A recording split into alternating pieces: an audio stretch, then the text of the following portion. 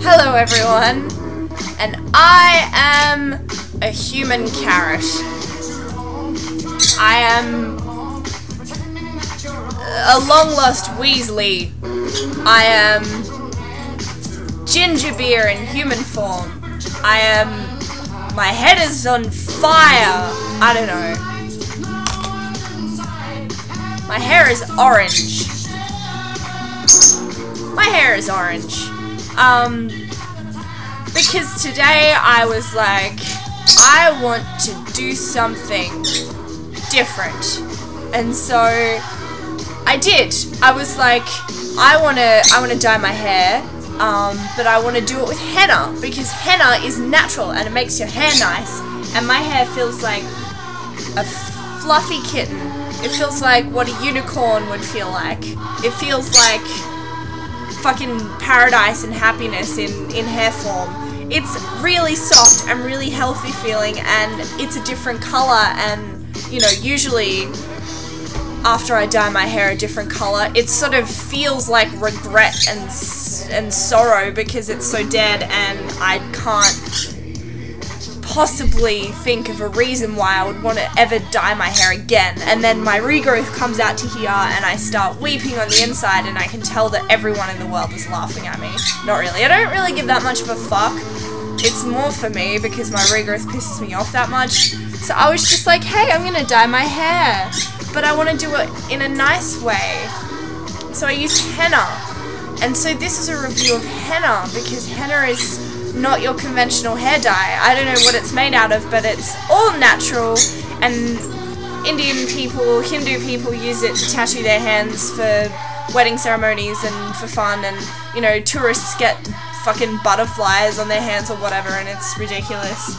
But okay, so basically henna is amazing. Like, this is henna in a different form. Like, I know that the correct henna is like red, and that's all. It's like a red-brown, but this is like one of those hybrid hennas that actually has like a different shade or 2 or 3 or whatever. So this was called Sunset Red, and I'm pretty sure my head looks like a fucking sunset right now, so hooray, fucking sunset hair, pleased. Yeah, no, it comes in a powder and it is green. It looks like fucking powderized baby vomit, so it doesn't look nice. And if you get the powder, that is. I used a powder because then you can mix it up yourself. You kind of trust what you're doing because you know what's going on, and you're sort of in control of the situation, which I was, which was cool. So basically I bought this shit from a health food store, and it just came in a sack, and it was like powder, and it was probably about 100 grams of powder, which was alright. So henna is like this powder, and you mix it with water. You can mix it with like different types of tea, you can mix it with juice, you can mix it with fucking whatever. I just mixed it with boiled water because I just wanted the colour that it said. Like, they said mix it with this type of tea or this type of coffee or this or whatever to draw out the reds or to change the colour of the dye. Like, you can mix it with shit and actually change the colour, like make it more yellow or make it more red. I just dyed my hair with it. I just didn't, there was no fucking around. I just kind of threw it on my head and hoped for the best. So you mix it up with boiled water, which is what I did, in like a fucking bowl, and then you just grab gloves. If you don't wear gloves, your fucking hands and arms and everything will be fucking brown as all fucking hell. So I didn't actually have any problems. Like, that finger, if you can even see that, is slightly orange, but the rest of my hands are their milky white selves because I wore like fucking hospital grade fucking gloves for like surgery or whatever. Not really, I just wore rubber fucking gloves for dishwashing and shit. And I kind of just kept it away from my ears and my face. So my ears are a bit red, but that's okay because you can't see my ears because my hair's over them and in my grill. So you have to be really careful, because it's like, hair dyeing is messy if you're doing a home job. Like, even though they've got like that high-tech foam shit where you get the foam and you mix it in your hair and then you leave it, you know, it's pretty alright. Like, in comparison to henna, it's a fucking walk in a daisy field, whereas henna is like, you mix it up into like a yogurt and then you get it with your hands, or like a spatula or a paintbrush or whatever the fuck you want to use, and you just put it in your head and it kind of dries and crumbles. It's kind of like a cake mix that is drying. It's strange. And so you're mixing it through your hair and it's crumbling out and onto your pants, and you're kind of trying to rub it off, and and then you sort of have to lift it up and your hair feels like a leaden rope. It's just like,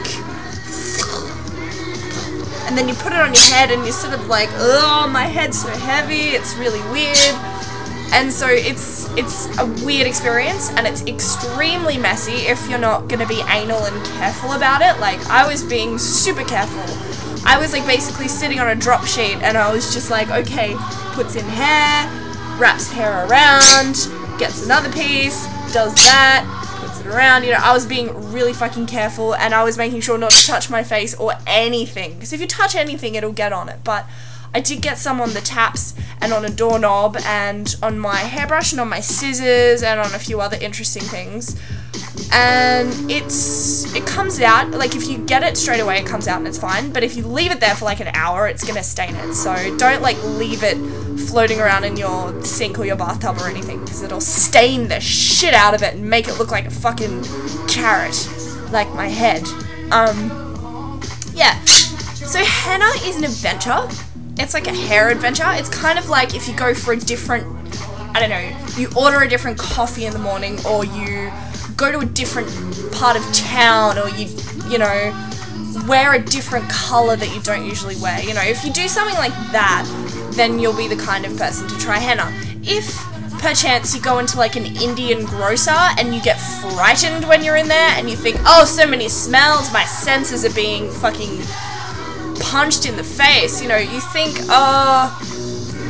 I'm gonna try something new, I'm gonna go into an Asian grocer, and then like the smells of the place, or like the I don't know, just the general whiff that you're getting when you go in there. And if you go in there and you're like, this smells like shit and I don't understand anything that's going on, you don't want henna, because it smells like some kind of crazy curry powder / rotten vegetable. Like, it smells like your hair is doing a massive fart and it's just everywhere. Like, it smells like herbs. So if you don't want your hair to smell like herbs, and if you don't want your whole house to smell like herbs for a little while, and you don't want to like have like this boiling massive herbish scent pouring out of this bowl at you while you're trying to rub it on your head, and you got rubber gloves and a drop sheet and you're like, this is so intense, you know, don't try henna. Don't do it, because you will just freak yourself out. It's kind of not for the faint-hearted when it comes to doing shit with your hair. Like, if you're scared that your hair's gonna go green, or you're scared that your hair is gonna perhaps explode or something like that, if you're not like a real sort of fiercely determined to change your hair, then don't try it, because you might get too scared and just make your bad energy fuck up the experience, and you'll get brown all over your face and all over the floor, and your hair will go green and shit like that. Like, I was like, I bought the henna, I had it all mixed up, I was about to put it in my hair, and then I thought, I'm gonna look on the internet and make sure that there's a few different types of ways that you can do this process, just to check it out. Like, what other stuff can I put in this mix to make it better? What else can I do? You know, it was kind of just like, oh, maybe I should just check up on this just briefly before I go. And of course, if you like try to look at something on the internet or self-diagnose, like, oh, I have a pain in my shin, and I don't know what that means.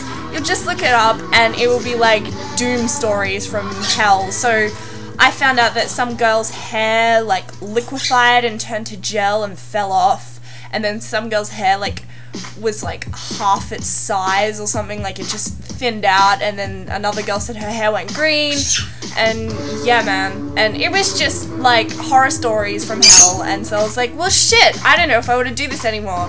Fuck it, I'm doing it. I just slapped it on my head and this is what came out. So your hair may turn green, supposedly.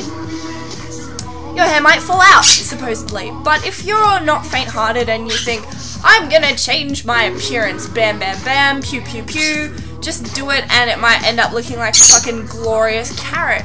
And I'm gonna get told that I don't have a soul now and I can feel it coming at me, but I don't care, man.